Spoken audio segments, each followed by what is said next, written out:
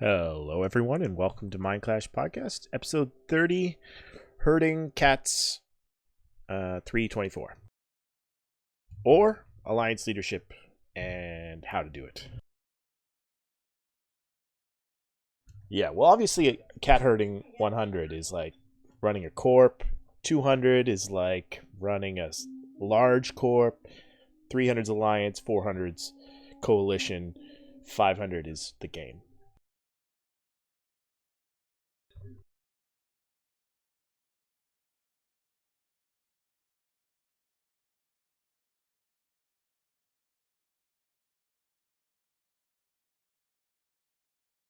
It's better than Afghanistan. At least you're not like rubbing together, I don't know, MR4s to get like an internet connection. I don't know how it works. Hacking satellites? I don't know.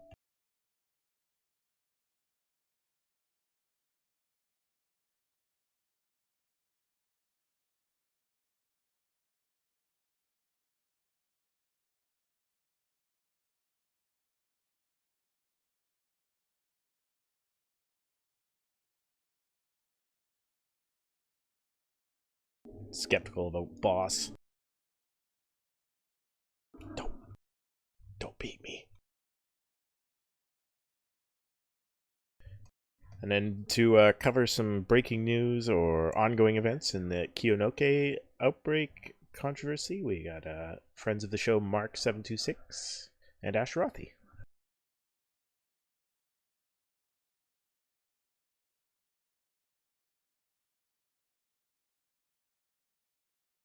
Yes! Nailed it.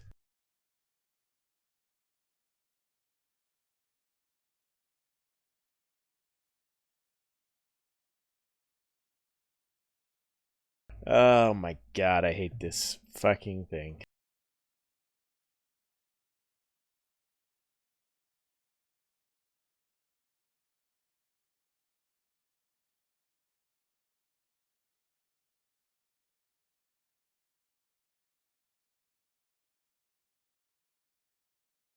Well, we're professionals.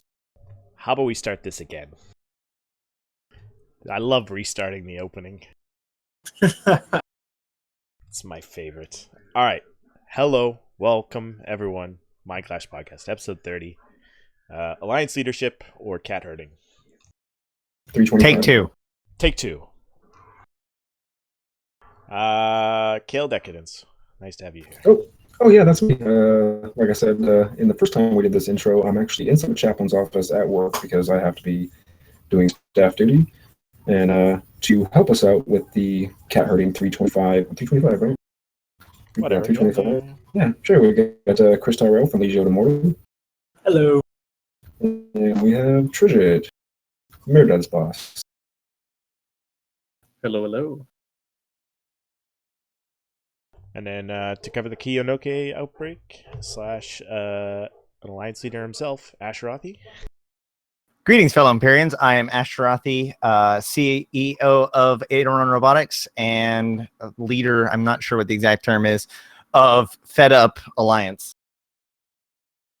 Beautiful. And Mark762, the man who's been there, done that. But not led an alliance or anything other than a solo corporation. or seen the Children of Light. Rude. So he's what we classify as a part-time EVE player, except for us Alliance execs who are full-time EVE players. Hey. Running a solo corporation is a serious endeavor, I will have you know. Mark, I got your back, but even though it says on .lan and in game that I'm the CEO of Iron Armada, the Alliance, Iron Armada is actually just a corporation. A very large corporation, but we're just a corp. Hey, what about Orgard? Part of the corp, man. They're part of the dam.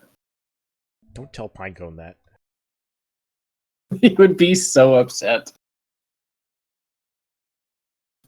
So yeah, some interesting stuff has happened since last week. I don't know if anybody noticed that. We kind of did our show on Monday, and then some news came out on Tuesday morning. Wasn't that nice? Yeah, we had some huge dev blogs just after we closed the show, because of course, we had the Upwell Structures Roadmap dev blog, which was the first of 2 parts. This covered a bunch of the ongoing development time placed towards Upwell structures within EVE.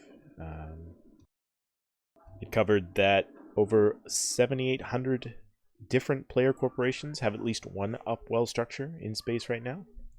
That 4 player alliances have home citadels with more traffic and trade than any other NPC station except for the 4 big trade hubs and the newbie systems.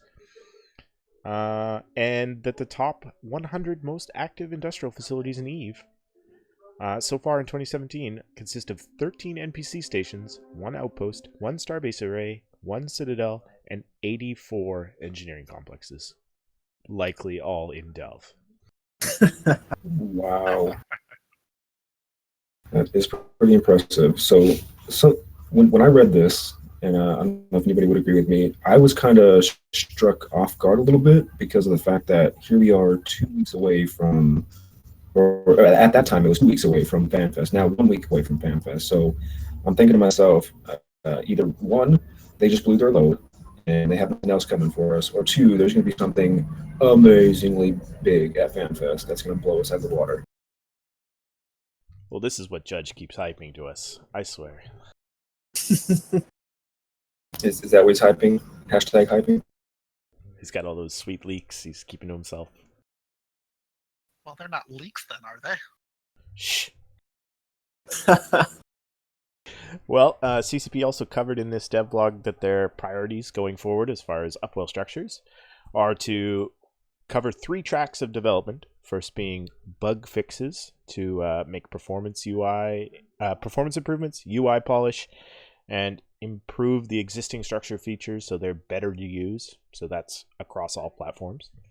Adding new universal features to all Upwell structures. Most recently, they added the insurance, and they added free item repair.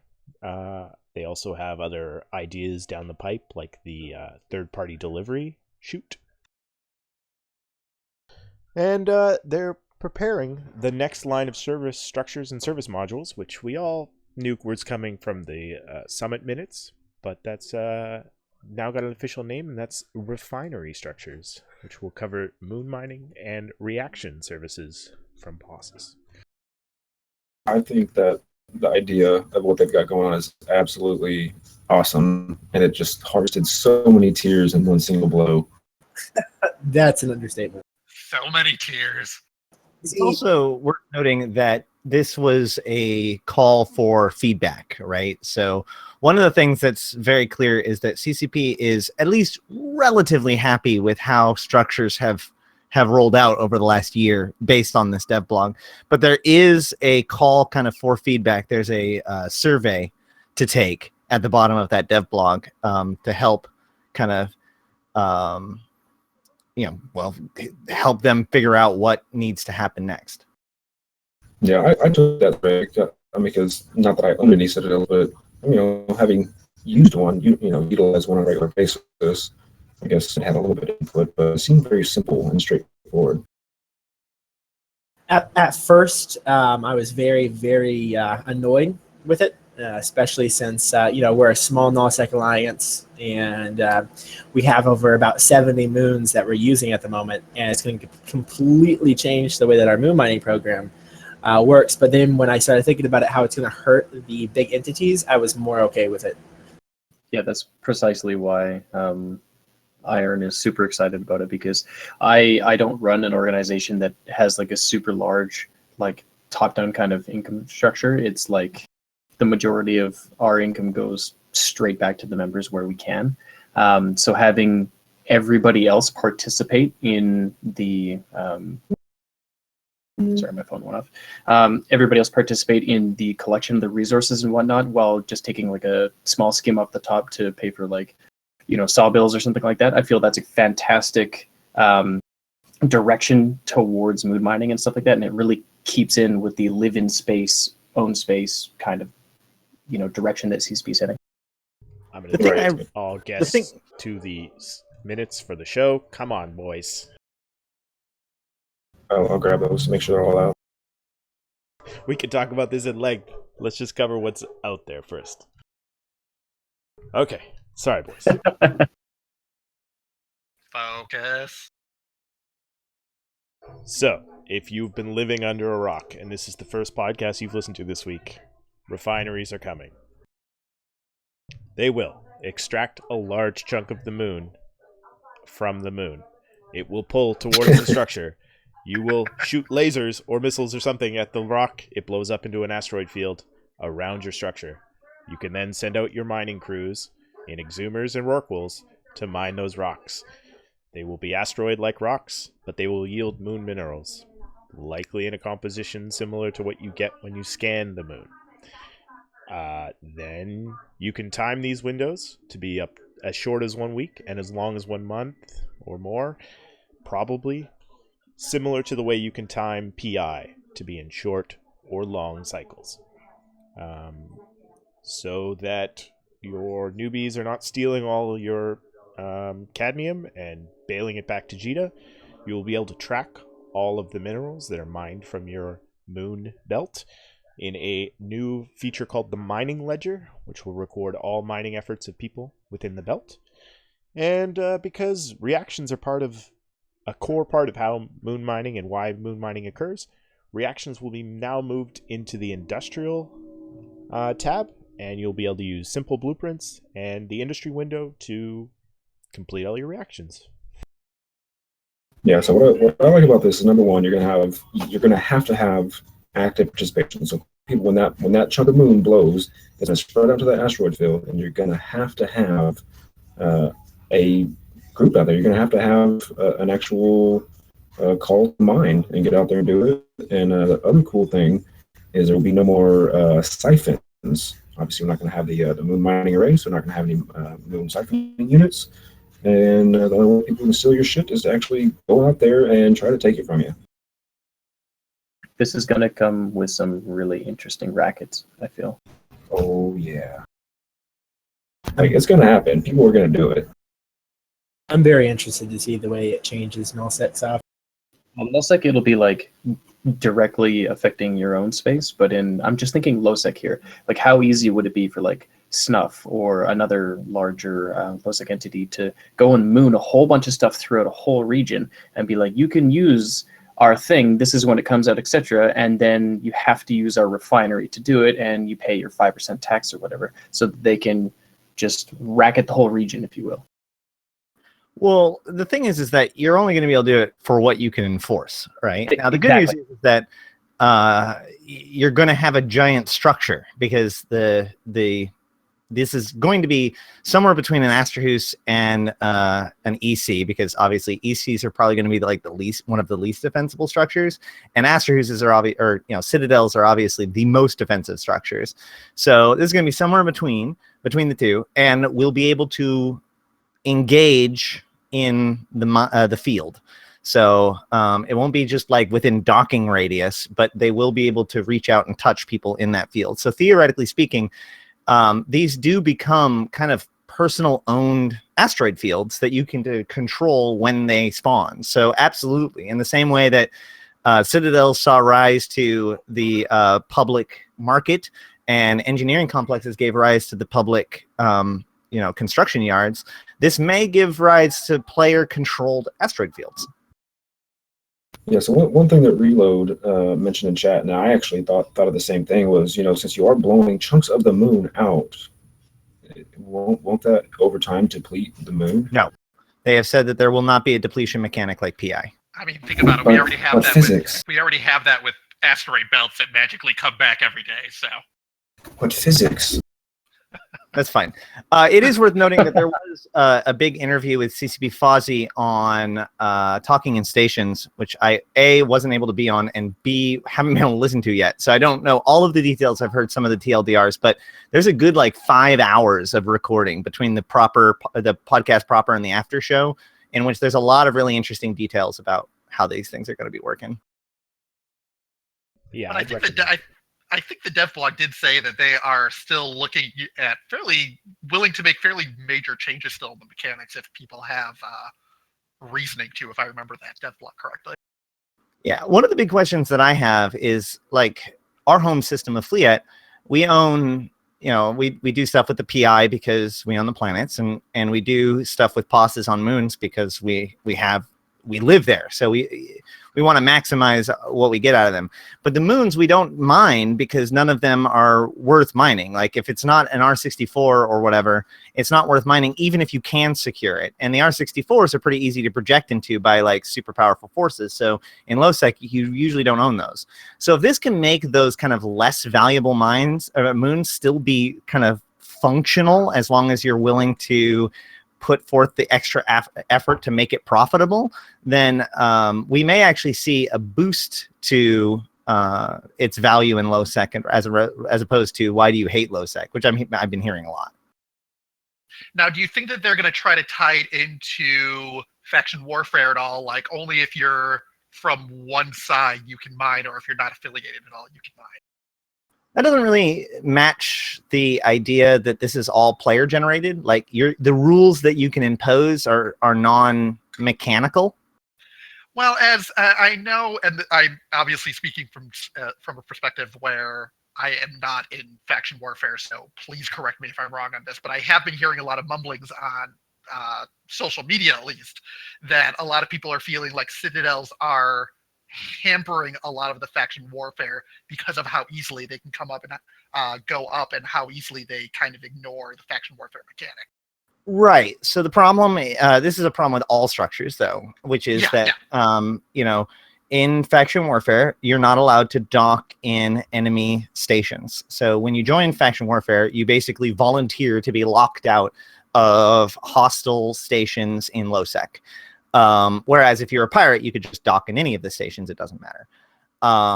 So with structures, you can dock in them regardless of the contested status of faction warfare. And there are kind of two camps. Some that believe that structures have like basically undermined faction warfare, whereas there's another camp that kind of believe it's sort of like nullsec, where sovereignty has become almost like a secondary effect to actual ownership through structures. And whether or not that's a bad thing is yet to be decided. But the problem is that this is kind of a structures in low sec problem all told, not anything to do with these kinds of structures. That's true. So just a sidebar, if you haven't yet noticed, there is a survey out and about for all of the people who are involved in the metagame or interested in the game at this level.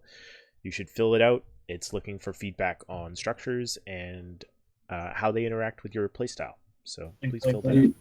You don't even have to be in the meta. If you play this game and you reside or play around the Citadel, just do it. The biggest thing that I think is important about all this is just, can the market deal with this transfer? This is the most market impactful change that has happened in the game in recent memory, because this is effectively going to change the means of production for almost all T2 equipment.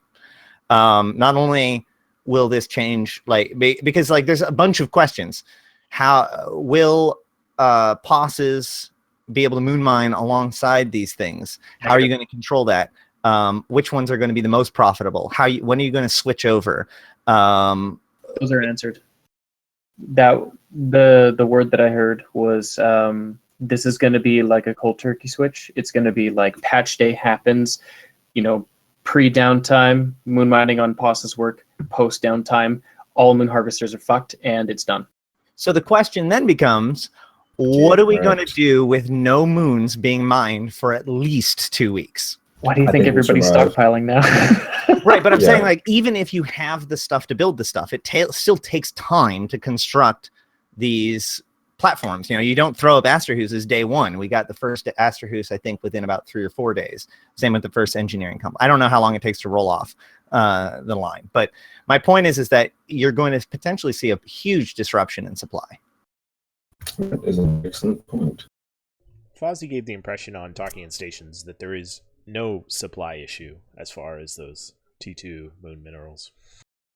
Yeah, well, that's the thing. Like, yeah, there might just be so much stockpile, but then that's still, it's still going to be a destabilizing force on the market, right? Like, even if Goonswarm still owns like enough technetium to release it to the market to keep it sustained for the next month and a half without mining a single moon, it's still like that change. As you said, people are already stocking up. It's already having secondary and third level effects, and we've literally gotten just the first entry dev blog. Well, I got a question for you then. Is that a bad thing? No, I didn't say it was a bad thing. I just said it was a thing. Because I see all this change coming, and I remember the days of the technetium bottleneck and stuff like that, and we've come a long way in the entirety of the game. We've come a long way from the goons and CFC in the north, and then the M3 in the south, and basically those people controlled all of the R64s on their respective sides, etc. And the ability for them to project or to consume that much of the possible is generation from that kind of stuff. Having this go away is going to benefit alliances who are active as hell, like goons or Horde or Test or whoever. Like basically all of the people who are actively doing their stuff, this is going to be a massive buff to them and a massive shot right in the pants for the people who potentially rely on passive moon income quite a bit, like the Pandemic Legions or the large low-sec entities. In my opinion, the real winners out of this whole thing are miners. And the reason why is because, like, when the rogue change was happening, I talked to a lot of people about the rogue changes. And the number one concern that I heard was that, like, the 5-minute panic button wasn't going to be sufficient. Obviously, it ended up being a little bit stronger than normal, but that was, or than expected, but that was in the hands of combat pilots. The issue that a lot of mining people had is that they feared that 5 minutes didn't matter because there was no help coming. It's this notion that people don't guard or even respect their mining wing. That basically miners mine when intelligence allows them to, because kind of the coast is clear, but there is no idea of like a QRF that's actually going to protect or respond to anything. Well, that's just based on how the player controls the game. Like here's two things on that very subject. Number one, the most obvious example is Slice. They fucking tackle a Slice procure, I dare you. And then the second side of that is, just because these Rorquals are these big, massive machines where you do have to take the risk and push the button that anchors you for 5 minutes. Well, maybe just because you have the ability to use that, your current circumstances make it so that it's not intelligent to do that. Like if you're at war, you don't bring your Rorquals out, you bring porpoises out and T1 barges. And then as soon as the war goes away, or whoever's harassing you goes away, then you bring out the Hulks and the Rorquals. Like there's choices and there's the risk versus reward. If I may also tab in there, you were talking about how they're kind of treated like second-rate citizens. That also depends on the alliance and the alliance culture and the section of space that you're in. In my alliance, miners are treated with the utmost respect, and they're actually valued. We went on a whole mining recruitment rampage to get miners in, and our ADMs have shown that that benefit. And same thing when people tackle our miners. If we're online, we help them, and they're not treated like second-rate citizens. Right, and you're actually making my point, like because what we've seen is this cultural shift. Things like ADM, things like the Rorqual change, things like this makes it so that alliances who are more holistic rather than completely militaristic are more successful. There was once a time in which mining in nullsec was functionally useless, and therefore miners were functionally useless to nullsec entities. But a lot of things have changed in the last several years, and I think that this is a key part in all of that. Effectively, now they have said, hey, look, if you want the money that you had before, you have to cultivate a good relationship with your with your miners, plain and simple, or you got to do it yourself. One of the two. Yeah, that's a fair point. Yep. I absolutely see the culture shift where it is okay to be mining on a couple of Rorqual alts and then carrier ratting on another alt, and then some Roman gang comes near and you dock everything up, get in combat ships, go and kill them, and then go back to what you were doing. Or be like goons and just have supers cloaked off the field. Additionally, the perfect intel of the ledger is going to allow for organized alliances to kind of be like, all right, guys, come do your crap, and then you have the numbers after the fact to kind of sort out who owes what, and all that kind of stuff, which we'll get into more when we get to the alliance leadership section. You can tell that feature was built with the idea of a leader putting on an event in mind. Yeah. Just before you start wrapping that topic up, do you know if the mining ledger itself is that just for the moons, or are we also going to have it available for asteroid fields? Is that like mining all around? I believe it's only the stuff in the personal mining asteroid field, so the moon asteroid field that the drilling platform creates. Yeah, because that would save a whole lot of heartache and headaches when it comes to running all those spreadsheets.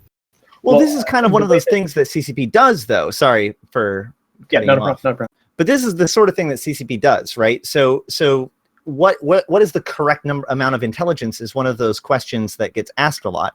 And as we're moving towards more structures that are intelligence-based as opposed to military-based, the question then becomes, well, will this ledger work for these moons? If it does work, then maybe there should be one for asteroid belts too. Yeah, for sure. This is one of those things where, coming from a game development background, I can understand that what they're going to put into this logic of being, tying this, event node, if you will, to a structure.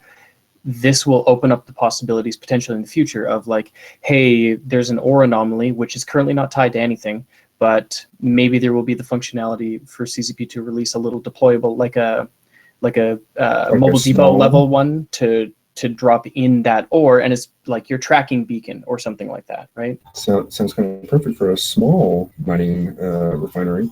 Exactly. Or just a complete rework of iHubs. Or Eve 2.0. I mean, whatever you want to do. Yeah, the idea of Intel-based structures is definitely on the roadmap, but it's basically they have to finish feature parity with POSs before they can start playing with like toys. Yeah, for sure. Yeah, I love toys. I can't wait for it Speaking of new toys, I want a new toy. you want a Blood Raider Capital? I would like. I do. Capital. Honestly, I don't. Not yet. And here's the reason why. Because for the price of the fucking whatever the Titan is called, how many non-faction Titans can you get? Yeah. Don't be. I get that. logical. I get Don't that. be logical. No, I get that. It's going to cost like it's going to be the Palatine Keep Star of Titans, but still, it doesn't make me not want it. So CCP had a dev post today showing the new Blood Raider capitals. They have a force auxiliary. It's called the Dagon. It's going to have a bonus to energy Nosferatu drain amount, optimal range and fall off. From the Amar side, and a Minmatar side, it's going to have a bonus to remote armor repairs, like rep or steel to rep. This theme continues on as the dreadnought will be called the Chemosh. I think it's Kamosh. Kamosh. I'm going with Kamosh. It's gonna sound like Kamosh. All that commotion. It's got from the Amar side, it's got a 15% bonus to energy NOS and neutralizer drain amount. From the Minmatar side, it has a 20% bonus to stasis web of fire optimal range. And yeah, it's got 6 highs, 4 mids, 8 lows, with 3 turret slots. So they're definitely baiting you to put on some NOS and newts. God, they're expensive. So the heretic theme is strong with these Blood Raider capitals. No. Yeah. So the last, the peak, the pinnacle is the Moloch. It's got the 15% bonus to energy NOS and neutralizer from the Amar side, the 20% stasis web of fire optimal range from the Minmatar side. It can fit an Amar or a Minmatar Doomsday. Same with the phenomenon generators. It's got a 1400% bonus to capital energy turrets, which is higher than the other version. Am I reading that correctly? They have a corpse bay. Yes. Oh yeah, In addition badass. to a cargo hold and a ship maintenance What bay. are you doing with this corpse bay besides the obvious? You So- are draining out the lifeblood of Capsuleers and anyone else who comes in their way. Well, Exactly. I have that in my That's- Titan. I have a can that's called the Barracks, and I've been collecting corpses for like 8 years, and the can is pretty full. Don't let the drifters find you. I'm What glad I'm is not wrong the with only. us? I'm glad I'm not the only person that has a whole hangar array full of corpses. Mine's called the Ice Chest. But no, yeah, all of the new Amar, or not Amar, but Blood Raiders ships will have corpse bays to kind of be thematically interesting. And there was a rumor that they were going to go back and do that to the old ones, but I'm not sure if that ever actually happened. Now, is there going to be any purpose at all besides just filling it up with dead bodies? Or, I mean, that would be neat if, like, you actually, the more you put in there, the better your stats got. No, it's literally just, it's Blood Raiders, so of course they have a corpse. Yeah. It's just completely aesthetic. The Titan corpse bay is 200,000 M3. I could fill it. That's a lot of bodies. That's a lot of blood. That's a lot of blood. Let me just put this out there. When my Titan inevitably dies, everybody on grid is going to crash. Hey, when any one of my super caps in my alliance or my Titan, I fully expect everybody to kill Malhor, so we can balance it out. And whoever does the final blow can keep my corpse. It's honor. So this is one of the reasons why I actually, back when we were doing stuff with the Kyonoke Plague, which again, I know this is a future topic for tonight, but just jumping to it briefly, one of the reasons why I levied my accusation on the Blood Raiders as one of my suspects was because I knew these capital ships were coming out at about the same time. Blood Raiders are historically kind of the blood-focused people, obviously, and so if anybody had knowledge of how to deal with a virulent plague and potentially the option to use it, it might be them. So I'm still not putting it above CCP to somehow tie the Kyonoke Plague with Omer's final message at the end of the Crimson Raiders event or Crimson Harvest event in November. Look at you being clever. So let's just jump right in. 2 feet. What has happened? I'm pretty sure the Caldari and the Federation now have a border wall. Yeah. You want me to summarize, Mark, and then you can dig in? Yeah, you can go for it. Okay, so this whole thing started when basically 4 different outbreaks of plague started to appear throughout the cluster, one in each empire's kind of territory. And it was quickly confirmed that this plague was Kyonoke Plague. Kyonoke Pit is a location in Caldari space. It was an asteroid that has a mining colony, which is fairly typical in EVE. But this particular mining colony, they drilled too deep and released this protein or substance that basically infected the entire crew and killed them all. So when the people came and investigated this stuff, in spite of their best hazmat protocols, they also died. Effectively, the protocol then became to seal off the asteroid and never let anyone into it again. So since then, 2 people have gone and left. One breach occurred just within about 2 years of the pit's creation, so about 10 years ago. And then a second breach occurred a year ago. Or no, it's just a little bit ago. Just a few weeks ago, actually. Yeah, just a few weeks ago. Several people, it was, I think, multiple ships, and 1 dead body was found in the pit, which was discovered to be a high-ranking member of the Home Guard, which, for those of you who do not know, the Caldari state has several mega corporations which kind of make up their power structure, and each mega corporation has its own military. The Home Guard is the military for the Calicoa Corporation, which I know I'm pronouncing incorrectly. also known as the KK Corporation, which is kind of the largest of the mega corporations. They're known for being for real estate and just kind of owning a lot of the state. And they're also known for being the source of Tybus Heth, which was a major kind of shindig with the Caldari state about, 6, 7, 8 years ago? A little less than that, isn't it? I'm not sure. But in the not so recent past, there was a pretty interesting takeover of the Caldari state by this fanatic known as Tybus Heth, who came from there and kind of rose up as a big guy and then became a terrorist. Anywho, back to the plague. The plague has he's been... not a terrorist. Come on. Well, I'm Galente, so I'm going to use my words that I want. Oh. Oh god. So there's 4 sites to the plague, and each kind of race has their own story about how they're dealing with it. And in particular, the Galente system of Postivin, again, names I'm not pronouncing correctly. Steuben, I think. The Society of Conscious Thought have taken particular interest in this one and has constructed a keep star known as named H4RP4 or the Harpa around this this now quarantined. It's another mining installation, ironically. So there's this inquest going on into the how to stop the plague. Now, right now, the inquest is less about like the source or why or if it's an attack, and more just trying to save these people.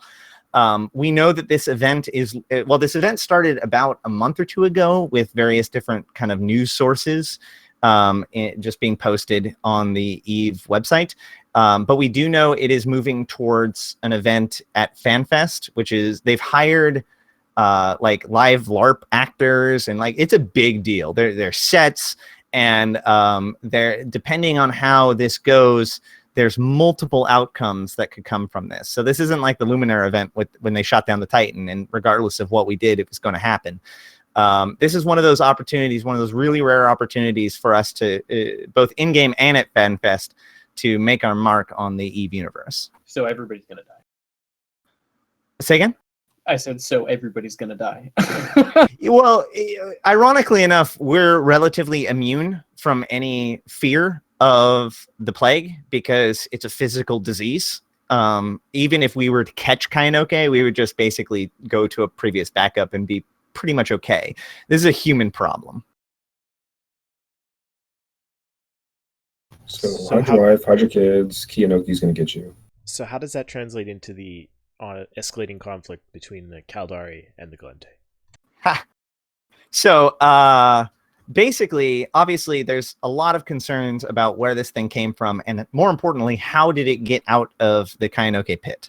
The Caldari state were looking into it, and then when the Home Guard was implicated, that obviously became a huge issue for the state, and effectively the mega corporations kind of consumed against each other, or like attacked each other, because there are actually different factions within the mega corporations. Particularly, there is a faction known as the Patriots, which believe that in the strength of Caldari versus other groups that maybe believe in more kind of working with other people.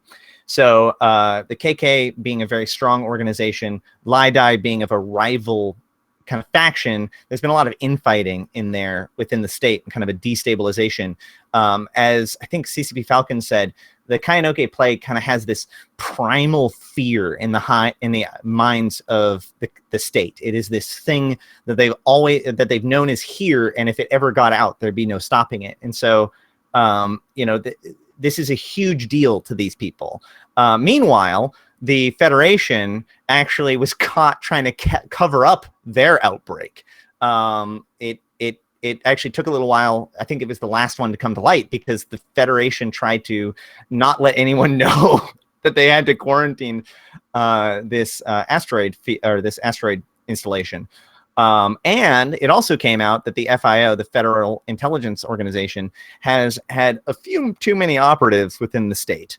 And so, of course, the state operatives that, especially those in the KK who are, don't want to be implicated in this most horrific event in the last, in recent memory, are basically pointing to the Federation as using spies to kind of frame them in this plague. This has now escalated to the point where the Caldari has sealed their borders from official federal business and has recalled all of their ambassadors, which, as anyone who's ever paid attention to any politics ever, is basically prelude to war. And that escalated fairly recently, of course, with the states attacking a Quaife Corporation flotilla that was making its way on routine business after they breached the border.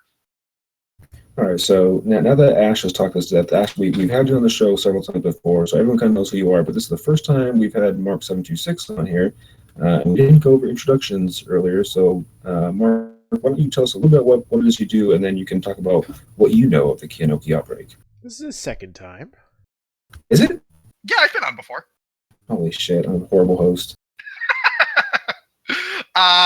I'm Mark762. I'm probably most well known for running the blog Eve Travel, which basically just goes around and takes pretty pictures and writes a lot about what the pretty pictures are about. I'm also the author of the Eve Lore Survival Guide, trying to condense all of the vast and spread out lore of the game into at least get the major parts into one PDF document that is currently sitting at around 70 pages. And then I also guest star fairly frequently back in the day on Ashterothi's Hydrostatic Lorecast, along with a number of other regular guests. So yeah, that's who I am. Oh, you were on our lore episode back when we still did it on the Mumble server, the TeamSpeak server, right? Yeah, it was before Discord. Okay, yeah. Brilliant, Kale. But yeah, I mean, I don't really have a ton to add on to what Ash has already gone over. I will note one of the reasons that people are kind of freaking, well, more so, even more about this. First off, just to give some sense of scale, at least I think it's 36 million people are at risk to infection in these quarantine zones that have been plopped down. The Caldari, for example, have basically gone full on Stephen King's The Dome and plopped a dome over a major city on one of their planets with 36 million people. The other ones have been less extensive. The mining colonies probably only maybe a few thousand people tops. There's been a few decks of a station that have been knocked out, and then orbital platform. But by far the largest threat is to the Caldari city, of course. But the other thing that we might want to keep in mind is the fact that the Kyonoke strain that we are dealing with here has shown signs of modification from what we've seen, what we know of the pristine Kyonoke coming out of the pit. Which means that someone not only got their hands on it, but started playing around with it probably within the last 2 weeks to make it even more virulent and more easily spreadable. Well, there's difference, right? Because it didn't have to. 2 weeks is not enough time to perfect such a thing. And we did have, and you're right. We did have the outbreak or the break-in 10 years ago that very well conceivably could be the right. This could have been something that's been worked on for a long time. But knowing CCP and what we know about the lore, it seems highly coincidental that we would be having a break-in 2 weeks before all of this starts happening. I suspect that whoever went back to, well, like if assuming that theory holds water, then you would go back to get like more of the sample, right? I guess because you can't hopefully they can't just grow it. Well, I guess it does grow in organic tissue. As long as you have enough organic tissue, you could probably just keep growing it indefinitely. I suppose they could have experimentally infected people and had it not get out.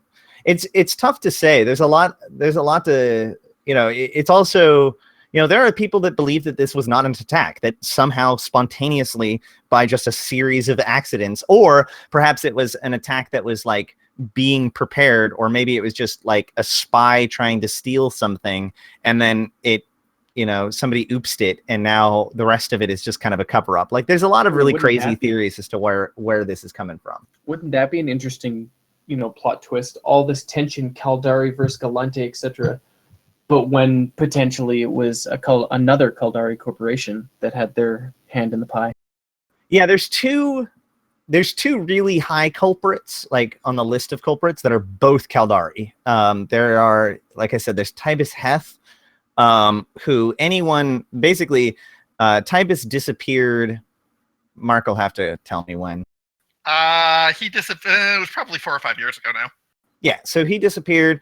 More importantly, they actually brought up Tybus Heth and the final message of his vehicle, or of the, I think it was a Raven that he was on when shit went down, as part of the Christmas event. And if I remember correctly, Fozzie mentioned that Heth and that whole event and all that stuff was going to be important again soon.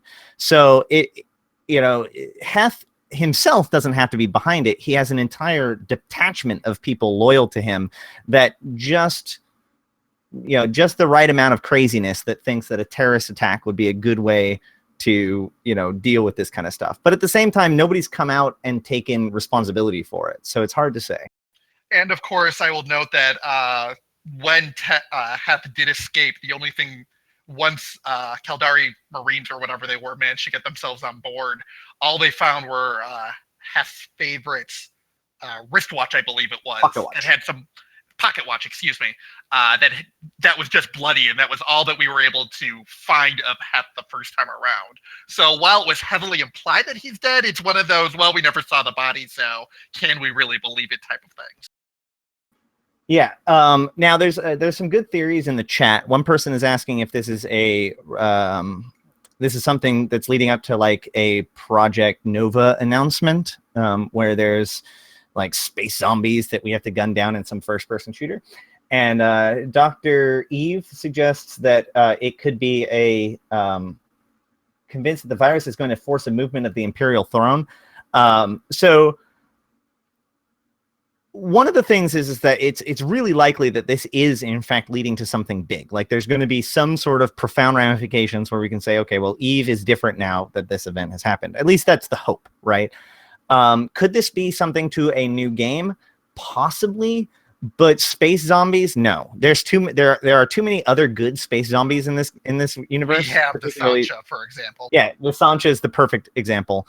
But even Drifters, although not so much for a first-person shooter. But Kyonoke doesn't make space zombies. It liquefies your brain. Like there's a significant difference. It's not a pretty. It's like the worst set of infections you can possibly think of. It's really not. It's not good. One of the crazy tinfoil hat suggestions out of my corp was that it would lead to an increase in the amount of low sec and constrain high sec. Oh, that's a good idea. I don't put it above CCP to. Well, I have a theory, and this might get some people excited. But I think that this is leading towards the 4-way war. Yes. Which we've been hearing about for years now, yes. Yeah, over a year or two, we've been talking about working towards a 4-way war. This is just the kind of political event in the lore that could create a destabilization, right? Like, the end of last year. But the problem that I have with that theory, and while I know that we've been going that way, don't get me wrong, but you would expect then to see the tensions rising between the Minmatar and the Galente and the MR and Caldari, and that is by far not where the tensions are right now. I think that that's coming next. I think that they still have another month to get up to FanFest, and I think that the Caldari Galente, tensions are the clear and present tensions that will drag the Amar and the Minmatar into it, right? Because they're not untouched either. The Minmatar are kind of having problems because the Sanmatar, who already went to the Amar's coronation of Empress Ketis and was criticized for that, is also being criticized for not doing enough for his people in all of this. So there is a reason why the Minmatar may make some sort of rash decision based on kind of the political climates. And of course, the Imperials actually kind of are doing the best with all of this, because the Imperials don't really care so much about people as people, and there's no holders that are infected. So the other weird thing about it is that the infection in a Mars space is actually a Society of Conscious Thought station, and I found it actually a little odd that the Society chose to build their big inquest center not at their own station. And I'm not That's sure. true. I'm not sure why they would choose to abandon their own station like that. And I mean, I get that that's the way that they drag in kind of the fifth big faction now that they've taken over the Jovian air or whatever. But I found that a very odd choice on their part. I didn't remember that it was the because I know that there's the Genelutions. That was another thing that was very interesting about this, is that two of the sites that were hit were Genelutions and Xanadu Biotech, which, for those of you who don't know, are the two corporations that basically profited the most from alpha clone technology, because they are biomass corporations. They actually build the clones that we use. So it's interesting, because if you were to consider an attack, it could theoretically be seen as an attack on that infrastructure. Can't stop us now. Or can we? Can't stop. Anyways, I really don't want to like stop all the cool lore talk, but this was going to be just a little update. Well, anyway, the last piece I'm going to say about the four-way war thing is that I think that what they're going to be working on is with the AI, they might start doing racial incursions into each other's space. Oh, that would be kind of cool. Mm-hmm. I just kind of really want all of the empires to have Losec dividing them. Just throwing that out there. That would be rough. That Like, would be so that is rough. a non-trivial change. As long as you recognize that. I fully recognize how fucking abrupt that would be for the high-sec residents. Like, you could even say, I want to do that for a week, and it would still be problematic. Well, that's a lot of what's going on in the brought to you by CCP department. Brought to you by Capsuleers. This week, escalating entropy collapsed. They finally closed their doors. They'd already lost most of their member corps, but they sold their Vey Keepstar to NC Dot, which was apparently a very good spot to have a Keepstar. Good power projection. This was a really weird one for us, because for like the last few months, EE was like the boogeyman that we had to deal with, right? The state was working with EE that made it so that the Caldari had this really strong apex force that suddenly just within a week just vaporized. It was crazy. Apparently they didn't get a good price. You guys should have offered. Yeah, it's funny. We actually did talk about it, but then it was like, well, if we have a Keepstar, then we'll probably want a Titan. And that, we tried to Titan fund a few years ago, and I think it got to 15 billion, and it basically, we're not allowed to talk about Titan funds anymore in Aderon. Yeah. What? Okay, that's so interesting. I mean, I funded my Titan through personal grinding in low sec. Just throwing that out there. In other news, NC Dot is fighting initiative in Cloud Ring. The CO2 has declared a crusade against the Imperium. It's a crusade. Not a war, it's a crusade. It feels like a crusade. We have no stated objectives. We will destroy you. It's a jihad. Definitely. There is a Cold War occurring in Tino between the internal residents there.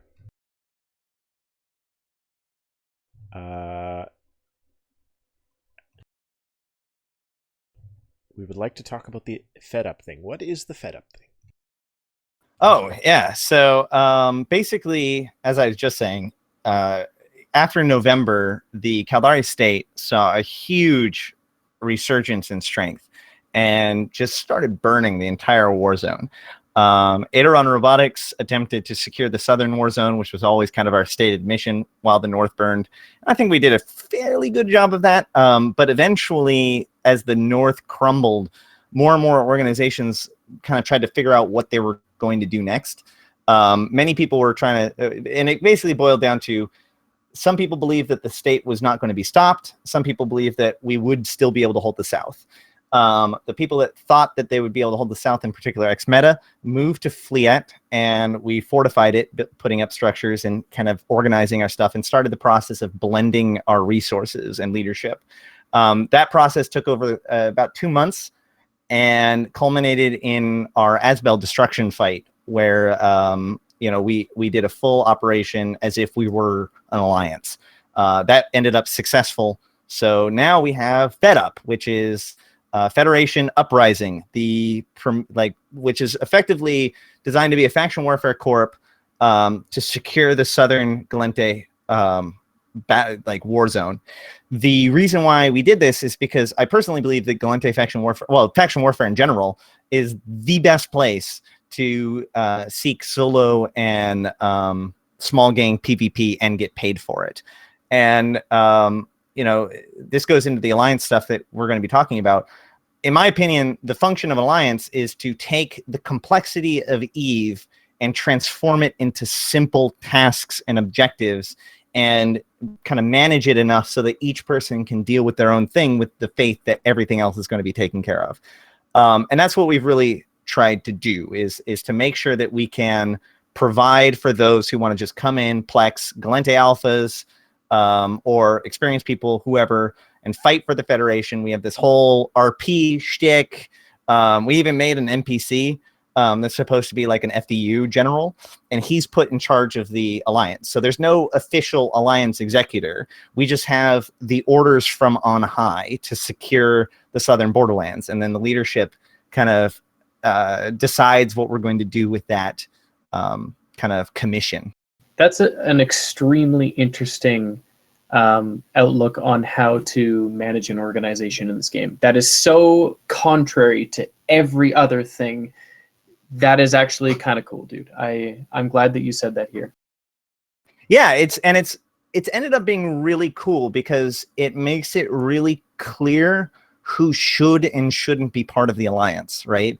So corps, there's no drive for us to absorb corps that don't necessarily fit with our type. We're not striving to do anything beyond our scope, although obviously we help out our fellows within the Federation to help all free people remain free.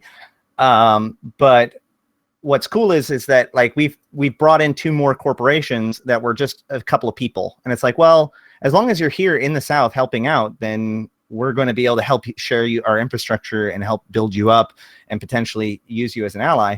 But if you move on, that's fine. You just leave the alliance because you're no longer serving that mission. Great. And the last thing, probably not least for my time spent this week, we're still slogging it out in Wicked Creek. Are we winning?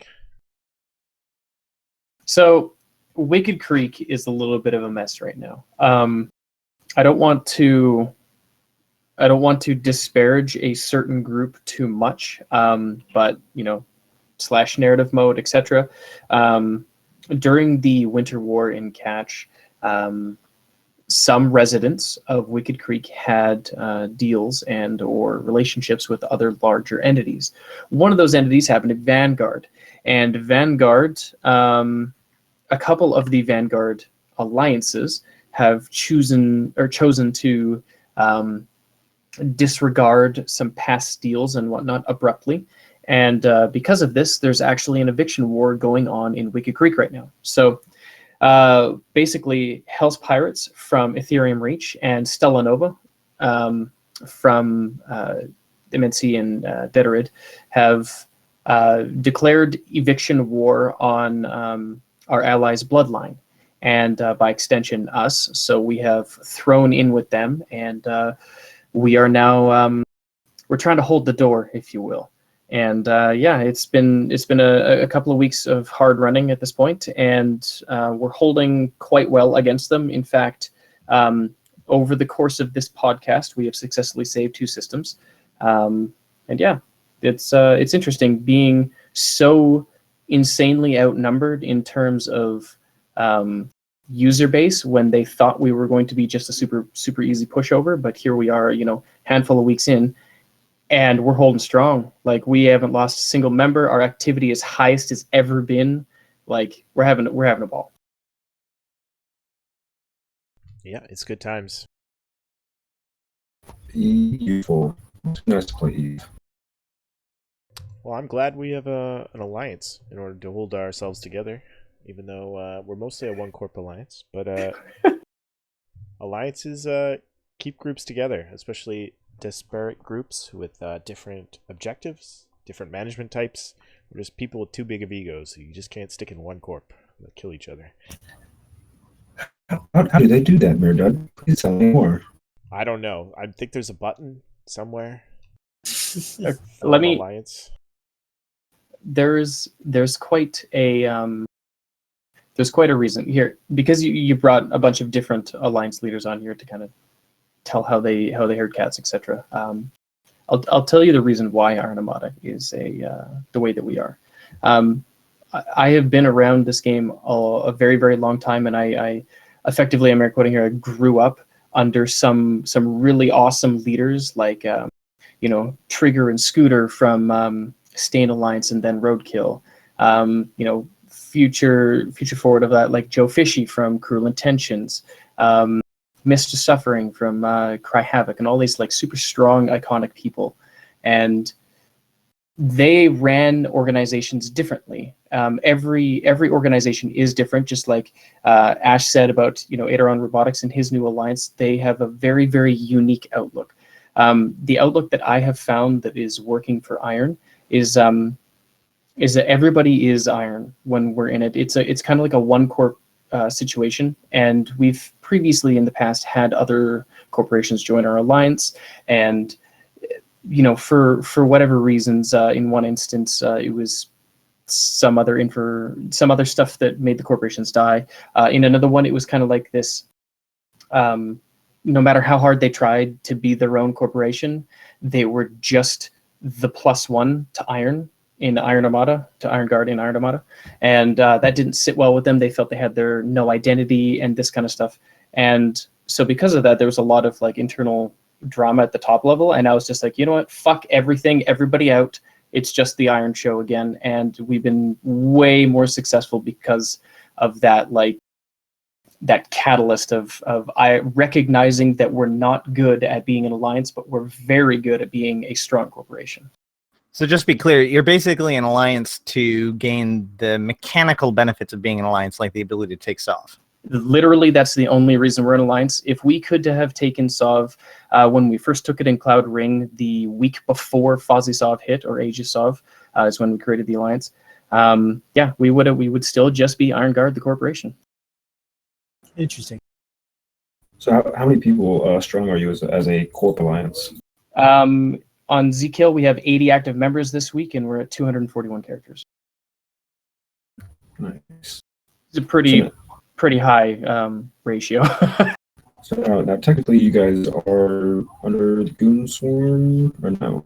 Nope, that's a big negative. We are technically a independent living in Wicked Creek. However, we are currently blue with Test Alliance and CO2 Alliance, which was a remnant of the Catch War that just recently happened. Previous to that, our only ally was the infamous Feign Disorder, who proceeded to piss everybody off in the region because that is what they are best at. And we tend to run pretty low key. But yeah, we've made some large enemies over the last few months, and we are reaping those benefits today. Okay, so you go from next stream where you have the one corp little mini alliance, and then you go to the other stream where we have Kris Tyrell, who's the alliance leader of Legio de Mortem, made of many corps. Yes, we are. So I've been listening to, Iron, Tridgit talk about his alliance, and it's a one corp, and it kind of sounds like it is a dictatorship. Is that correct, Tridgit? Yeah. So how I run is I run based on trust and family and trust. It's like everybody trusts the direction that I go, and I have an open door policy to every single member of the alliance, no matter how long they've been in. Of if you got a problem, if you got a complaint, you got a suggestion, you got anything, doors open, come on in, let me know. But the not implied but the directly said thing is that I have my group, my leadership group, who I bounce ideas off of, who I bounce strategy off of, and tactics, etc.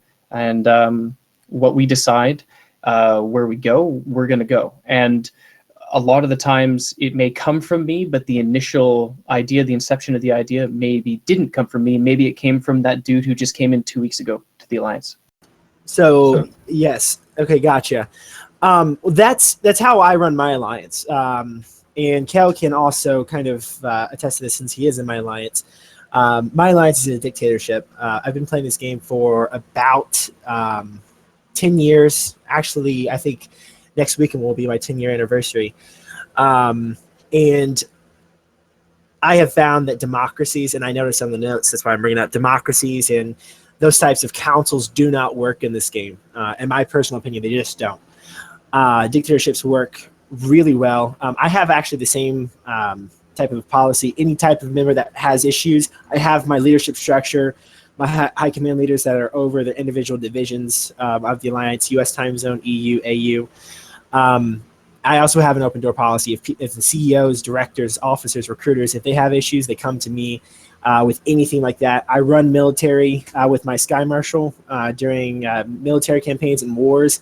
We have been successfully through 3 different wars since our inception. One was with against Stainwagon. The most recent one with Goonswarm was siding on their side. With our coalition, we did really well within that one. And so that's how I run my alliance, is from the top down, and I have a structure of leaders that lead it with me. So you guys are the executors. You'll make the final decision, but you have a good support team to pull in all kinds of key information from different parts of the game that you guys aren't necessarily an expert in. Exactly. And I think that is the best way to do it, because if you have people, if you don't have people that are there to support you, you get burnt out really quickly. People are coming with you to drama, about iHubs, about POS information, about all sorts of stuff that you wish that somebody else was managing. So that's where you deal with the big overall vision of the Alliance, and you leave the smaller stuff, you delegate the smaller stuff to the people in their roles. Yeah. So If you have them. That's very similar to what we do.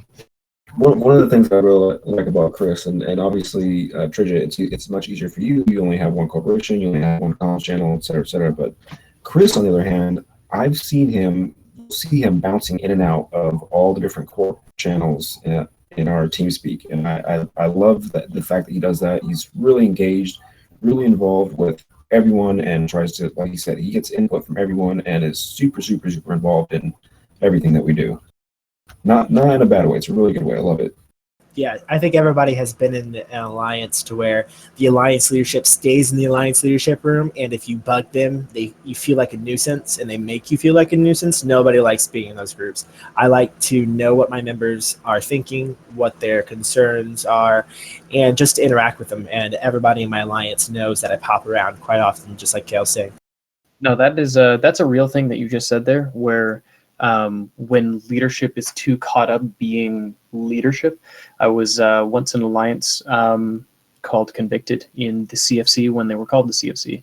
And during that period of time, I was the CEO of a corporation called Trigon, and we moved in to Convicted at that point in time.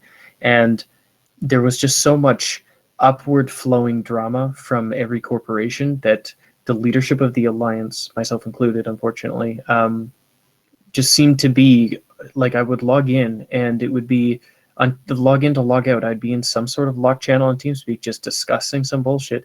And it was the most bureaucratical stuff ever. And that kind of experience in the past is what has driven the ideal of, no drama, no bullshit like that. Everybody's pulling on the rope in the same direction. Let's get shit done kind of deal. Yeah. And talking on that note too, of the drama, there is I've been in alliance leadership in varying. I was in Rogue when they were over in the drone regions. I was the department head of alliance recruitment there. I've been in smaller alliances throughout. And I was in Blue, FCON. Yes, I was in Blue. Yep. I've been all over the place. And one of the the big things that I've learned through all of that and being in alliance leadership is you can actually figure out where the drama stems from. Normally, regardless of the size of the group, there are normally a couple people that are the drama makers, and this has a huge thing to deal with alliance leadership, because if you don't stomp those people out coming from the top, because they're like, oh, so-and-so said this, but then so-and-so said this, and like, okay, so then what'd Kris say? And then so you really have to stomp that out in order to effectively lead an alliance. You have to. Yeah. I'm very ruthless with that. People have a one warning opportunity with me. If someone starts something, I just pull them aside and say, hey, look, this is this, it went against our code of conduct, or you did this, et cetera, et cetera. This is your warning kind of deal. And if people push it, they're fucking gone. Yeah. I actually had a coup against me. I think, Kale, were you active during that time? When was that? This was about 3 months ago. Yep. Yeah. I had a coup against me, which was actually very entertaining, actually. It was so bad. Because I'm so active, like Kale was saying, and I was, popping around from channel to channel to channel, people are like, hey, by the way, so-and-so starting a coup against you. And like, we have no interest in leaving. Like, because I'm so active with my group, and I stomped out that drama so quickly that I actually got them blacklisted from the coalition, because they were actually going to try and start their own alliance within the coalition, but I got them blacklisted from the coalition. So I stomped that out in less than a day, and there was no longer a coup. Too funny, dude. It's hilarious. The key that I have found is just super good communication, right? In every single conversation that I have with somebody as, executor, as a leader, I basically, my goal is to ensure that I have properly communicated my goals, i.e. the alliance's goals for what they need to do, and that they have communicated their goals or expectations, right? Because you have to know why your people are doing what they're doing, because people do stuff for their own motivations, right? So, and this is in particular an important lesson in video games, because in real life, if you want somebody to work for you and you run a company, you hire them and pay them money, and that's great. In EVE, you can do that, but you're basically giving them monopoly money. And so you have to provide them something else. You have to get them on board. You have to get them so that they believe in the vision that you've created. It's the community. Right. And so that way you can say, hey, look, man, you already buy into this thing that we're doing. This is what I need you to do, so that way that thing that we're collectively doing will be better. Yes. And when you do that, I'm going to lavish you with praises and make you feel like the best person in the world, because that's the best kind of reward I can provide. Recognition. That's what's up, dude. Yeah. And something else that I've noticed in some other alliances, like, for an example, we're in the same coalition as FCON. And I was an alliance officer in FCON for actually quite a long time. And one thing that they didn't do, and I'm still really good friends with Tarkanius, him and I are real life friends, actually. But regardless, something that they don't do that I refuse to do something that they do that I refuse to do in my alliance, is the alliance executive does not talk to every single corporation that comes into their alliance. And I have made a vow for that, you're talking about communication, I have made a vow to, no matter what, every single corporation that comes into my alliance, I talk to them, I communicate everything that I expect from the top down, because I'm the alliance executor. And I feel like that's also why councils and democracies don't work, because democracies in this game, it's a game, right? Democracies in real life work in some aspects because they have to. It's life, right? But democracies in games don't work because it's a game and people have disagreements. Like, well, I'll just go over to a different region and do it my way. And then they start their alliance. Same thing with a council. The council doesn't agree on something. That aspect of the council, or those followers of the people that like that council member, they leave. That's why dictatorships work. And that's my opinion as to why only dictatorship work. Now, I got a question for Ash and Kris, because both of you have talked about communication. Both of you had talked about spending a lot of time talking to the individual line members, to your leadership team, collecting all of that kind of stuff. Now, are either of you fleet commanders as well? Yes. I occasionally am. I generally like to, I hate to say this, but I like to backseat FC. I'm a scout, literally by trade, in my past life. So I always like to be an enabler of a fleet as opposed to the actual commander itself. To be but fair, I haven't enablers done- are very important. Yeah. So I usually function as like a fleet XO or as like a Logi wing commander as opposed to the actual target caller. If I may answer on that, I am since I've been playing the game for so long, subcap PvP really bores me now. Capital PvP is what gets, we've all been in that solo PvP op where your heart starts pumping. Mine doesn't happen with that anymore with subcap PvP. With capital PvP, it does. I'm actually our only super FC in the Alliance, and so I love FCing supers, love FCing capitals, and so those are the fleets that I go on. So to answer your question, yes. So those pieces that you just told me there, like part of the reason why I feel that I am subpar as an alliance leader in terms of like bringing corporations in, communicating, spending a lot of time with everybody, etc., is I'm also the main FC, be it subcaps or capital or supers, everything. So because that is a significant time drain, I literally don't have time to talk to other things. So I feel that may contribute to Iron's failure as an alliance and success as a corporation.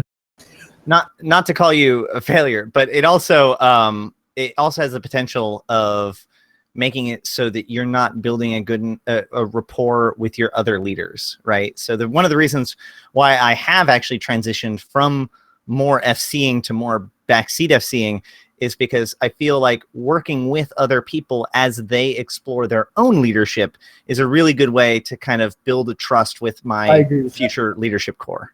Exactly.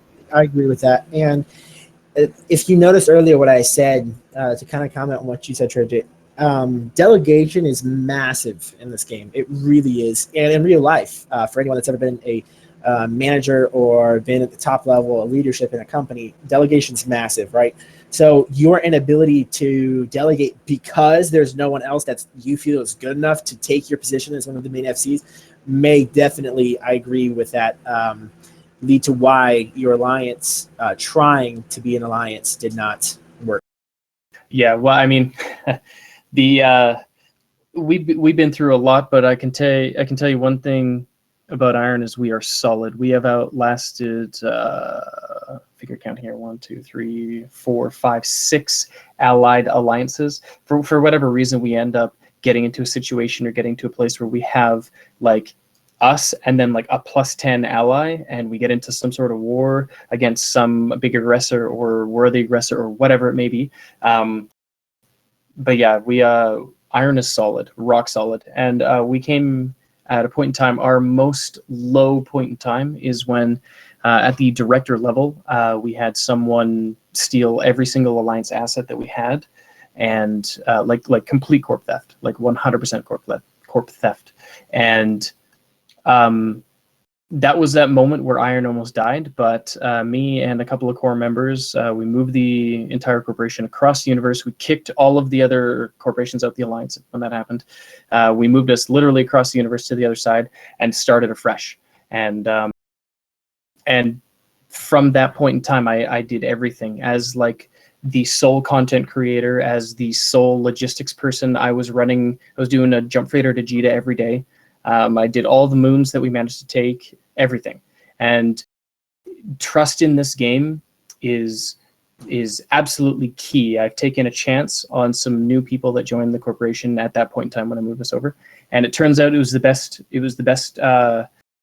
trusting reach out that I ever did, because these two individuals have taken all of the logistics shit from me, which facilitated much more active fleets, much better recruitment, all that kind of stuff. So Feels good. You're 100% right. Well, Yeah, no, it feels great, dude. You can log in and everything's magically just in the right places. Oh, this it's is so good. This is something that I'd love to bring up with both of you guys, and I'll kind of throw my input. I'll ask the question first, and then throw my input. Do you guys segregate? This is more directed toward Tridgit because he's a one-man corporation. But what I mean by that is do you guys separate divisions like I do, right? I have my indie division. They have access to only indie division stuff. They don't have access to PvP stuff. They don't have access to, the recruitment stuff. They may have the leadership tag on TeamSpeak and in Discord, but they don't have access to anything else. And the reason I asked that more so is because Tridgit, you had a massive alliance theft. Was that because you didn't segregate and have the people that were responsible for their specific divisions of the alliance, or what made that happen? And same thing with you, Ash. Same question. To quickly speak to the theft and the way that it happened is when I said all of the alliance assets, that may sound more grand than it is potentially, because I'm only talking about towers at this point. Like, we didn't have any citadels or whatever. This was pre-citadel, so he couldn't touch our SOV outside of like right-click self-destructing, but he didn't. We managed to catch him fast enough. I actually got texted at work, and I quickly logged in from work and fucking removed rules. But anyways, yeah, he just offlined all the towers and then unanchored all the towers, and the hostile alliance that was in the same region as us swung through and picked things up and started anchoring their own towers. So his specific role of Starbase config was the kicker. He didn't bother taking anything from our corp hangars or whatever, because we didn't have anything. We were a super poor alliance at the time. But to speak to that, nowadays, learning from what could have been complete disaster, everything is modulated. Everything is segregated, just like you said. Although segregation is kind of a bad word for it. Compartmentalized is a better way to say it. I have my moon management titles, and I have my corporation hangar access titles and my wallet access titles, and not one person can have access to everything.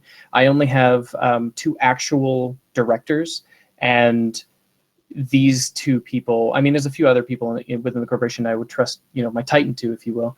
But these 2 individuals, I trust my Titan to. Like, there is no, like, if they betray me at some point in the future, I'm just gonna be so upset. And Ash, do you segregate your alliance? Keeping in mind, I understand you're a lot different than a nullsec entity, but do you still segregate it as well? Yeah, so we get to cheat a lot.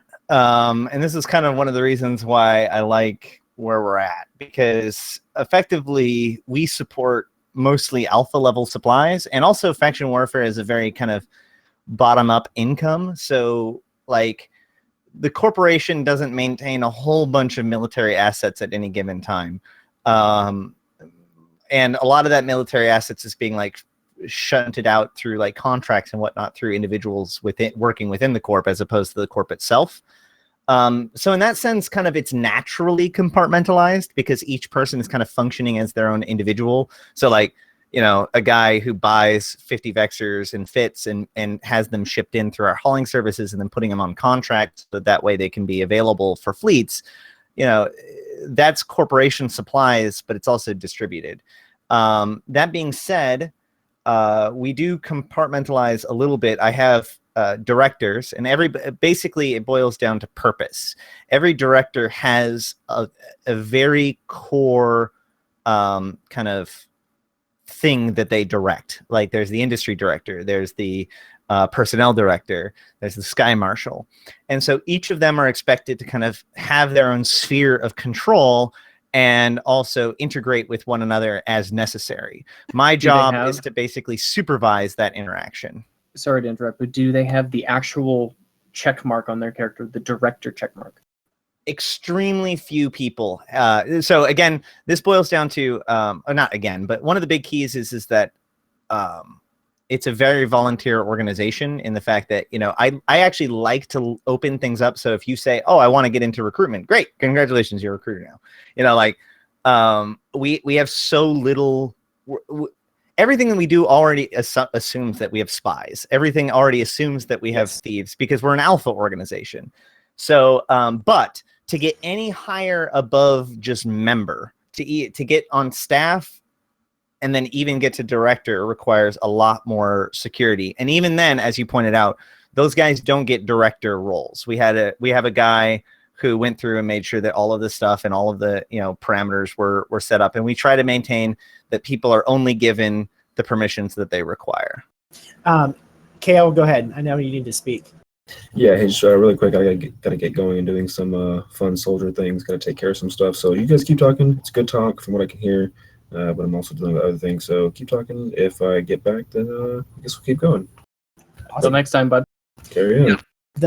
I guess the last thing that I wanted to talk about that I was thinking about when I was coming on the show, when Kel asked me to be on the show, was us being Alliance execs, right? There are certain things that we like to see and that we wish that CCP would come in and actually orient. Something that I wish that CCP role-wise for us Alliance execs would be to actually segregate even more past just giving them access to certain divisions or the roles. Like, for example, the Starbase manager not only gives them access to the citadels and the passes, but also gives them access to the stations as well. And that's a huge security risk. So I wish that they would almost come in and give access, certain access to allow people to have access to only certain structures with that specific role, like a toggle role almost. Yeah, I think it's no confusion that the role management system in EVE has a lot to be desired. I know that they did the first pass, which was just a UI pass a year ago, and there's supposed to be a second pass for corp management and consequently alliance management. Hopefully some more of that granularity will come through that. That would be nice. Like, seriously, the corp titles. So I don't ever actually give roles to people. I have roles assigned to titles, and then I give the title to the person. That way, there's never any role that's missed or whatever. But seriously, there's like, what, 12 slots? 13 slots? There needs to be way more than that. Yeah. The other problem is that, well, somebody mentioned, like, Alliance bookmarks. There's a lot of technical problems with some of this stuff because alliances didn't exist when corporations were created. So a lot of functionality for corporations don't necessarily match up to alliances because, like, one corporation member may not have responsibilities in another corporation. So who is allowed to manage the bookmarks of any given alliance has been kind of the blocker for that particular feature. And I almost wish that they would, and I love that we have a CSM member listening, cough, cough, nudge, nudge. I almost wish that we would have a section to where we were just talking about individual sections of the Alliance segregating, that we would be like, hey, here are the indie book, bookmarks. Here are the PvP for like the FC so that they can fleet warp to sensitive locations.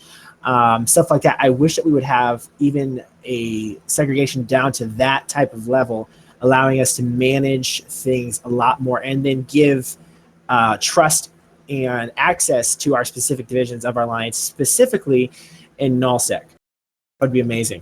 So you're talking like Starbase Defense Management, or sorry, Starbase Config or something like that, but not just Starfig Config is at 0 or at 1. You're talking like Starbase Config level 1, level 2, level 3, etc. Yes, and then classify those structures based on a level.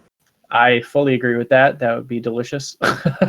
The only thing, like, there are plenty of really good ways to do these sorts of things. Like, I thought of a black ball, white ball system where at any given point you can, you have to be on the white list and not on the black list in order to be able to access or, do something. But the biggest key is that whatever system that there is, what we really need is a mechanism that allows us to basically pretend we are another person. And I don't mean that for like for realsies, so we can like spoof somebody else's stealing. But what I'm saying is that, like, I should be able to be like, I need to test to see what this person can do. I need to test to see what this person can access. So I'm going to, pretend to be that person for a minute and just test my own security systems. And there's no, you got to use an alt for that. Yeah. And this, to the people listening, this does actually, if no one that has been in Alliance leadership, this does actually have heavily to do with Alliance leadership because of the fact that we have massive Alliance thefts that go on because, to be honest, if all of us in the channel that are in Alliance leadership are being honest, some of us are really lazy. So if we had a system to where, like, I click 3 buttons instead of clicking a whole bunch of buttons, and those 3 buttons only give them access to those certain things, it would be awesome. I think that the proper amount of delegation requires a certain amount of laziness. Like my goal is to never do anything, right? Like if I'm doing it right, my job is to buy and sell crap on my G to alt for the corporation once a week. That is my job. If I'm doing anything else, it's because I have failed to delegate correctly. Yes, that's true. At the high level, do you guys have other tasks that you need to do strictly you, like figure out direction and policy of your alliance? Do you need to decide who you're going to fight or what you're going to go to war with? Well, I don't know if you guys know anything about our coalition, the Phoenix Federation coalition, that's based out of Amincia and some of the surrounding regions, Tenerife, stuff like that. But our coalition is actually ran as a council, as alliance exec, and all the alliance execs, we form a council. So that's actually a great question, is we actually have to deal with inter-coalition drama and BS quite often. All of us vote, all the alliance execs vote on blacklisting of corporations and members, stuff like that. So that is something that I have to deal with on a regular basis. We also vote on incoming alliances that want to be fostered or that want to own space inside of our space. Stuff like that. So I do have to deal with that. So that's where having a people support system inside my own alliance that can deal with some of the stuff that's going in our alliance is huge for me. So you're mostly working above your pay grade with the other groups. Well, we're working together. Correct. But like I know Tridgit does a lot of sodas and a lot of propaganda for us to keep us motivated. That's awesome. Yeah, I do a lot of propaganda and stuff too. Obviously, I'm where I am because I like to talk. I don't necessarily think that I have to do those things. And actually, the most recent soda was done by Contraband, who's our Sky Marshal and the CEO of X-Meta. And that was a big thing for us. Like, so figuring out what we're going to do with corporations that are coming in, X-Meta and us, we formed an alliance because Aderon had the people, but we didn't have the military leadership. I had industrial leadership. I had an industrial director. I had a POS manager. I have a fantastic hauling service for all of my guys. And I have 200 brand new alphas. And I had no military commander. I had a temporary military commander, Gimli, who's actually our HR personnel, who is taking over as war commander since our last admiral retired. But he could only do it for a period of time, and he's going to have to go back to work. And so when X-Meta moved into the South, I approached them and I was like, as we started working together more, I was like, hey, look, this is basically what it means to us. We have this thing going on. And if you want to basically come in and be our military core, I have these guys. Let me make sure that they're well taken care of. And as long as you can prove to me that you'll take care of them well, they're yours militarily. And that was kind of the core agreement that allowed our alliance to form. So again, this goes back to not just compartmentalization for security, but just for sanity, right? Like there is a clear power structure where there are points in time where Contra can tell me to go fuck myself, and there are times where I can tell Contra, no, this is what needs to happen, because we both have our lanes. Likewise, when you go below that, we have our directors. If my industry director comes to me and says, we're not doing this, we're doing, we're no longer going to build T1 hulls in Pocket. It doesn't matter how much I want that to happen. If he's saying it is and he can prove it to me, then I'm going to, as a good leader, I've got to trust the people who are in place and their logic, and just compensate. So, while I hold on to the grand vision of things, each conversation I have with my leaders are to continue to ensure that that vision is A, being conducted correctly, but B, is still on track for what is needed as per our subject matter experts. Yeah, I agree. Mir, did you have any more questions? And I'm not saying I have to go or anything. I'm just curious. Did you want to steer this conversation more to any questions that you had or that you wanted to answer in the show for us Alliance execs? I had one. I was gonna see what you guys really loved about being alliance leaders. Like, what keeps you playing and keeps you doing all this, like, obviously logistical and communication work? What keeps you as an alliance leader? If you guys don't mind, I'll go first. Hit it, bud. What I love the most is being able to. I've always been a dreamer, right? Real life and in game. Being able to take my dream and make it become a reality, and then see the way that it affects the rest of the EVE universe, is something that has really been awesome for me. I was back when ISK was pretty big. I was one of the main people in it, right? So I took, and one of the founders of it. I helped take that vision before CCP was like, go screw yourself. Help take that vision and help it made a reality. Same thing with all of the alliances I've been in. The same story, right? That's what has kept me at the leadership level. And because it's a lot of work and it's a lot of time, getting woken up at 3 a.m. about some drama situation, so-and-so blew up so-and-so's carrier, come and fix it. There's a lot of work that goes into it, but that's the main reason that I stay in it. Solid. Tridgit? I would say sense of accomplishment. I have been playing this game since 2004. I've done one goal after another. I've continued to do it, like get a super carrier or a mothership at the time was one of the goals. And then, past that was be an FC of, blah, blah, blah level. And then outside of that was get a Titan. Outside of that was be a part of some massive war, blah. And I experienced that with the Halloween War and, the head GP fight and the BTACR fight, etc. And so I have some personal bucket list goals that I'm heading towards with Iron, but at the end of the day, I think the main common element throughout the entire time that I've played EVE is that I like to play EVE with a group of people that I enjoy playing EVE with, and or other games, because we play other games together. And so I've been a part of many different alliances, and some alliances are very I'm a part of this big thing, but I don't really care for anybody in it. And the prime example was Nelly Secunda.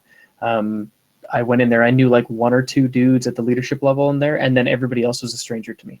And when I left that to create Iron Guard in HiSec, 3 and a bit years ago, the primary driving goal was group of friends, even if we're small, having fun together. And we've grown into this big entity now, and that's still the driving key, is that I want to be friends with everybody within the corporation. Solid. Ash? Yeah, so how do I say this without sounding like super pretentious and lofty? Go ahead. You don't. I'm trying to build a better EVE. I like that. Like I've been playing this game for so long, and I've seen people playing this game in ways that just make them miserable, and I've seen people play this game in a way that makes them really happy. And I'm not purporting to say that I have found the way to play EVE, but I think that I have found probably one of the best ways to kind of find yourself, or to, get yourself going, or at least a really good path.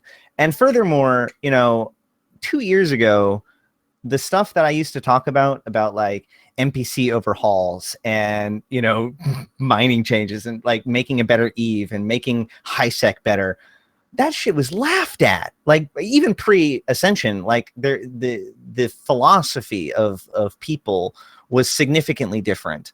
In particular, this notion that PvE and really EVE in general was designed to be this game that isn't really fun, but there's these really interesting stories that come out of it. So you kind of put up with the bullshit in order to get the moments that you want. And I've always thought that EVE can be more than that.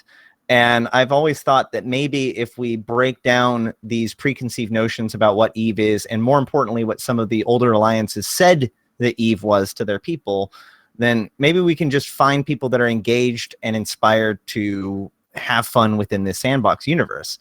And, so that's always been kind of where I'm going with this. So that's why kind of my goals are very high level and easy to navigate towards, because really my goal is not to direct as much as inspire. Solid. Mark, how do you keep from burning out? That was unexpected to swap to. Honestly, No, sorry. How do you no, I'm kidding. No, we had a question from Fergus in the chat. How do you guys keep from burning out? And judges sticking to delegation? Do you guys have any against that? Sheer force of will. No, actually, yes, that's actually not inaccurate. One of the things is delegation, like Kris and Ash was saying. Sorry to say anything there. you're fine. But honestly, the only reason that Iron has not died a couple of times over this course of our span of our history, etc., is because I was too fucking stubborn to be like, this is not over yet. This is not over yet. For me, it's a combination of delegation and playing other games. I know that may sound like blasphemous to some people, like, oh, there's no other games other than Eve. But to be honest, you have to sometimes get away and play other games in order to not feel so overwhelmed with all of the BS that goes on in Eve. And then when I am playing Eve, I'm 100% dedicated to Eve. And then when I'm playing the other games, I'm still in our team speak, but I'm 100% dedicated to playing those games. And so it's finding that right balance for me that makes me not burn out. I mean, just for what it's worth, I completely agree. As someone who's played this game for almost 10 years now, even if I'm not at the upper levels of Alliance leadership, being able to come and go and get away from the game is essential to being able to devote yourself to the game when you are involved in it. I'm just going to say the same thing as everybody else, but differently, which is that two things. One, know when to walk away. And two, have confidence enough in your system that you can walk away and come back and it's not all on fire. Like that's a key. That's the answer. The answer is that you are going to get mad. You are going to, because it's a fucking internet video game, right? Like there are people that are not going to do what you tell them to, and there's going to be bullshit, and there's going to be spies, and there's going to be reasons to want to quit and throw it all away. At that time, you need to be able to safely walk away and still know that the gears will turn. And then when you get back, when you've purge yourself of that and you're ready to deal with whatever the problem is that got you in that state, just get back there and continue to build with the people that you have formed your trust with. Great. Well, I appreciate you all coming. We'll move towards the exit direction. Our typical closeout segment is to recommend something typically you're listening to, as we're in audio format, but also something appropriate would be something you're watching on Twitch or YouTube that everybody should go check out, and give us your 30-second pitch for why. I'll start at the top with Ash. Oh dear. Is it Eve related? I don't know what the rules It can be anything related. Anything related. Okay, I'm gonna get really off the beaten path and say that I've recently been reading the Kybalion, which is a text of Hermetics, which is a kind of a pagan tradition. But with everything kind of going on in the world and the polarization of politics and society and all that stuff, I think it's really interesting to go back and read kind of pre-Greek philosophy sometimes. And for me, I'm going to get a lot less serious and kind of go to a TV show. The Expanse is freaking amazing. To anyone that likes sci-fi, kind of likes Game of Thrones in space, you guys should all go watch The Expanse. It's freaking amazing. Oh, I can't wait to see it, dude. It's so good. Yeah, I'm cruising through it right now. You stole mine. You're reading the Kybalion too?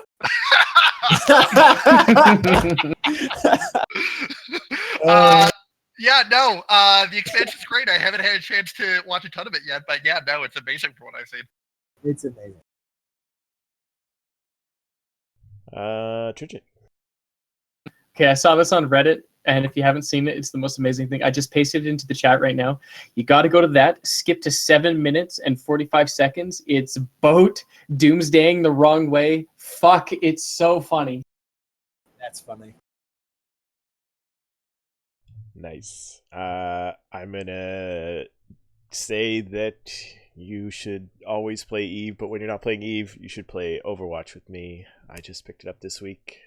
Late That's on right. that Boo. bandwagon. Never not mercy. Fans. Dude, Meredith, we'll play less. Don't even worry about it. Yes. All right. I play so, a ton of Stellaris. Everybody should play Stellaris with me. but yeah. I am so bad at all of these games, including Eve. I'm pretty sure all of these alliances are recruiting. Well, Iron Armada is definitely recruiting everybody, but we do not recruit corporations, as you may have heard. But we recruit groups of friends. Awesome. Well, thanks for having me, guys. Appreciate it. Yeah, if you want to give a last shout out before we shut her down, if you want to plug something you are personally attached to or your alliance or whatever. Legio and Morten, everybody come say hi to us. We're awesome. Well, as we've discussed, the cluster is in peril. The Caldari state and the Galente are preparing for war, and a plague has crippled the politics and economics of the entire cluster, only looking to get worse. Through these dark times, Federation Uprising rises an emerald beacon as hope for all those who seek freedom in the systems in Taki and South. We will continue to be dedicated to our cause, and we ask that all those who are willing to fight for the sake of free citizens everywhere to join Fed Up. So was that like rehearsed and recorded? It's, have that you know, I mull it around in my head when I'm walking around chasing after a 3-year-old. And if you want to know what the heck Ash is talking about, come raid Eve Travel or my Eve Lore Survival Guide. It's Right awesome. on. Well, for Irons, iron-guard.net. We are recruiting anybody who likes to deal with asymmetrical and outnumbered warfare. Yep. Well, thank you all for coming. Everyone who's watching live, we appreciate you.